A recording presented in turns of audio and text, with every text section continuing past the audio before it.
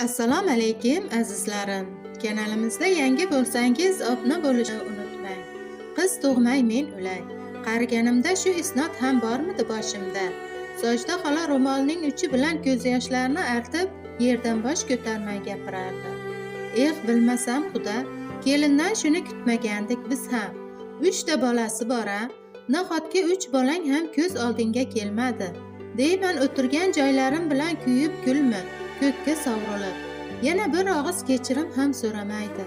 Odamni aqldan adashtirmasin ekanda. Xudosining gaplari shundoq ham ezlayotgan yuragiga xanjardek botib, Sojida xola izdalab yig'lab yubordi. Akalari bizga bunday singilning keragi yo'q deyishyapti. O'sha gaplar chiqqanidan keyin dadasining ham mazasi yo'qligidan xabaringiz bor. Nima qilay? Qonimizda bundaylar yo'q edi-ku. Qaysi gunohlarim uchun bu kunlarga qoldimmi? Ona boyaqishda nima ayb? Qaysi ona farzandidan notinch bo'lishni, bolasining oilasi buzilib sarson bo'lishini istaydi? Hech biri. Yoshlarda aql bo'lmasa, kattalarda nima ayb? Ko'nglidan shu gaplar kechib Sojida xolaga xayrixoh tikildi. Xudo ular ajrashishmaydi. Hozir bu sharmandalikni o'zaro ikki xonadon bilamiz. Yopiqlik qozon yopiqligicha qoldirish ham o'zimizning qo'limizda. Men bu yerda faqat nevaralarimning taqdirini o'ylayapman. Xudosini kuzatib qaytgach ham Sojida xolaning ko'z yoshlari tinmadi. Idishga qaynatib sovutilgan suv olib, erining dorilarini ichirish uchun ichkariga kirib ketdi. Ajrashaman dada, qanday qilib menga xiyonat qilgan xotin bilan yashayman? Hayot odamga bir marta beriladi. Shuhrat alam bilan qo'llarini musht tugdi. Seni yaxshi tushunib turibman o'g'lim, lekin bir emas, 3 ta bolang bor axir. Erkak kishining g'ururi farzandlari. Erta bir kun farzandlaring o'ksinib yurganini ko'rsang, pushaymon qilmaysanmi? Agar ajrashmasang, bu sirni hech kim bilmaydi. Ajrashadigan bo'lsang, siring ochilib sha'ning toptaladi o'g'lim. Shodiyor aka o'zini o'rtayotgan og'riqli uyni o'g'liga tushuntirganicha ming bir azobni boshdan kechirdi. Shuhrat yalt etib dadasiga qaradi. Dadajon axir, u kallasiga kelgan gapni aytmoqqa og'iz juftladi-yu, negadir o'zini to'xtatdi. Ko'ngilni qanday aldayman dadajon? Xiyonatkor xotin bilan bir tom ostida yashash, bir uyga kirib chiqishning o'zi bo'ladimi? Shuhrat keyingi gaplarni past, iztirobli tovushda aytdi. Shavkat aka o'g'lining ham ajrashgisi yo'qligini payqab, biroz taskin topganday bo'ldi. Ammo kelini ham xatosini anglab, uzr so'rab kelarmikan? Xotin degani ham yanglish qaltis qadam bosib, ham yana qaysarlik qilib turib olsa, odamlarga nima bo'lgan o'zi? Shuhrat Layloni talabalikning birinchi kunlaridayoq yoqtirib qolgandi. Gapirganda kishi ko'ziga tik qaramaydigan. Biror gap so'rasangiz uzun, oppoq barmoqlarni o'ynab, yonoqlarga qizillik yugurib, iymanibgina so'zlaydigan qizni kuzatib yurib, 2-kursni bitirar arafasida unga ko'nglini ochdi. Qizning ham yigitga moyilligi bor ekanmi? Shuhratning izhorlarini jilmayib qo'yish bilan qabul qilgan bo'ldi. Sevgi to'la kunlar, ahd-u paymon, sog'inch, rashk va muhabbat rishtalari kundan kunga bir-biridan kuch olib, tahsildan keyin munosabatlarni nikoh bilan mustahkamladilar. To'ydan keyin Shuhrat ish taqozosi bilan tez-tez xizmat safarlariga borib turar. Laylo kelinlik, rafiqali xizmatidan oshib, egallagan kasbi bo'yicha ishlay olmadi. Shuhrat ba'zida o'smoqchilab, rafiqasidan ishlamayotgani uchun o'ksinmayotganini so'rasa, Laylo jilmayib, oldin rafiqalik burchimni, kelinlik vazifamni, onalik kasbimni qoyillatib bajarishni o'rganay. Ana undan keyin o'qigan soham bo'yicha ishlarman. Shu birin-ketin tug'ilgan bolalar, uy ro'zg'or ishlariga ko'milib qolib, ishi ham, diplomi ham esidan chiqib ketdi. Hammasi bir tekisda, ajoyib kechayotgandi. Nimadir bo'lib baxtli oilaning musaffo osmoniga qora bulut ko'lanka soldi. Qora bulutki, xonadon sha'niga bir umrga soya soladigan, isnodi boshni egib, yuzni qora qiladigan. Oyjon, hech bo'lmasa siz menga ishoning. Men xiyonatkor emasman. Vijdonim toza mening. Laylo zo'r berib onasiga gap uqtirishga urinardi.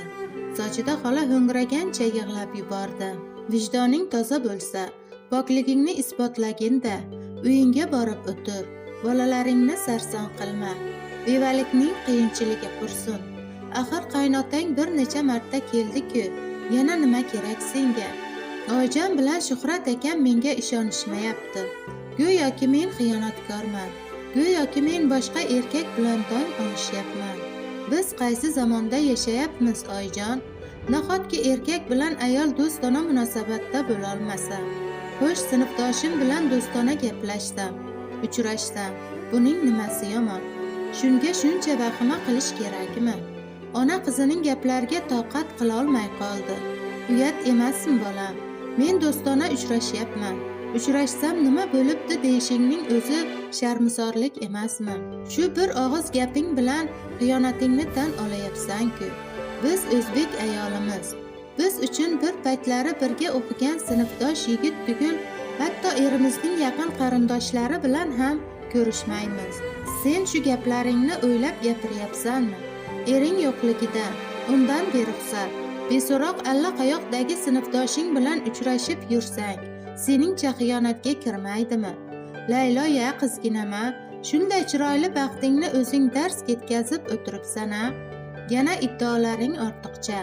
Sendan shunday aqlsizlikni kutmagandim. Laylo indamadi. Shu topda u o'zicha haq edi. Shunday odamlar orasida, shu muhitda tug'ilganimdan rozi emasman, deb o'ylayotgandi u. Erkak bilan ayol deb ajratish qayerdan chiqqan? Odamlar qachon bir-biriga inson sifatida qaraydi? Ayol shu xayollari bilan harchand o'ziga taskin berishga urinmasin, ko'nglining bir chekkasi qichillanib turaverdi. Ko'nglidagi g'ubor ha deganda tarqayvermadi. Qo'l telefonidan qandaydir raqamlarni terib qo'ng'iroq qila boshladi. Farida, yaxshimisan o'rtoq? Vaqting qanaqa? Biror joyda o'tiraylik. Juda kayfiyatim yo'q. Biroz chalg'irmidim. Nari yoqdan tasdiq javobi bo'ldi. Chog'i Laylo telefonni o'chirib kiyinishga tushdi. Farida bilan ko'rishmoqchiman. Ezilib ketdim uyda. Sojida xola indamadi. Onaning qizidan ko'ngli ranjigani shundoq bilinib turgandi. Dugonasi Layloni o'zlari har gal o'tirib, dam oladigan qahvaxonada kutib o'tirgan ekan. Salom alikdan so'ng Farida xavotirli ohangda gap boshladi. Laylo, nima gap o'zi, tinchimsan? O'zim shunchaki, biroz kayfiyatim yo'q edi. Shunga o'tiraylik dedim. Tinchlikka o'xshamaydi o'rtoq. Mendan nimanidir yashirishga urinyapsan. Ichingda iztirob bor. Gapir, bo'l. Avval sen gapir, keyin men bilganlarimni aytaman. Laylo alam bilan yutinib qolib boshini quyi soldi. Aytmasam ham hammasidan xabar topgan ko'rinasan. O'zing gapiraver. Bir narsani aytgani ham qo'rqib qolganman. Hamma meni noto'g'ri tushunadi. Birov odam sanab meni tushunishni istamaydi.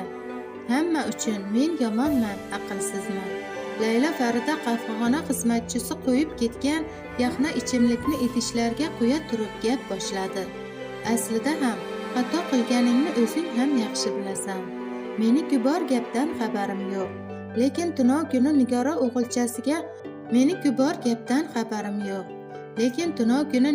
o'g'ilchasiga to'y qilgan ekan.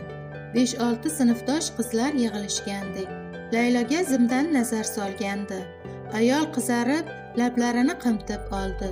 Laylo, yaxshi ish bo'lmabdi o'rtoq.